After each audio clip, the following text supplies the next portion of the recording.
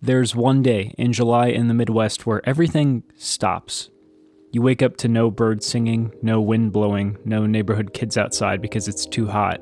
And as the days continue in this silent fashion, an impending sense of dread starts to take over. By August, you can practically cut the tension in the air with a knife. I asked my friends and pretty much everyone I knew if they felt this phenomenon, and I was expecting it to be split about 50-50. But 80% said they felt an increase in tension and anxiety, even loneliness in August, some so badly that it's the worst month of the year for them. So today I want to look at why that is and investigate the changes in the weather and environment that kickstart that dread. And maybe by identifying these changes and understanding them, we can get closer to managing the overall feeling of the August blues. Before the August blues is a time of year known as the dog days of summer. The dog days of summer in the northern hemisphere describe the time in late July when the dog star, Sirius, appears before sunrise in the night sky. They coincide with the hottest daytime temperatures of the entire year in Greece in early August, which is why the phrase is now associated with unbearable heat. Today, people use it to describe as early as mid-July in the Midwest, where temperatures can soar past 90 for weeks at a time. At the beginning of July, one of the first living things to go quiet is this guy, the American robin. Robins are often the loudest morning singers from late winter to midsummer, having no regard for humanity whatsoever. Most finish breeding by the 4th of July, and from that point on, it's all about feeding their persistent, annoying offspring. I don't know how the parents deal with the constant demanding juvenile robins, but it makes sense that during this time the parents feel much less territorial and stop singing altogether. In fact, around this time you may start noticing baby starlings, crows, sparrows, house finches, and at some point you'll only hear the chatter of certain birds in the morning depending on where you are in the world. It's certainly a fraction of the singing that was present in the spring. By early August, the singing is fully replaced by the sound of cicadas. The lower atmosphere is much less turbulent in this time as well.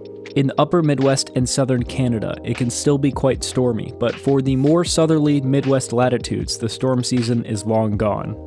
It is mostly hot and still, which makes you want to stay inside in air conditioning. Historically, mid to late July is the most popular vacation period outside of that week between Christmas and New Year's in the United States. So when you return from vacation, it's often a sudden crash back into reality and the real world. Sunrise and sunset vary from time zone to time zone, but most people will notice the sunset starting around 35 minutes earlier by August 1st than it did in late June, which is a reminder that each day will have significantly less and less sunlight until winter. A big reason, probably the biggest reason of them all, as to why people feel this dread is the American school system, which usually starts school the last week of August to the first week of September.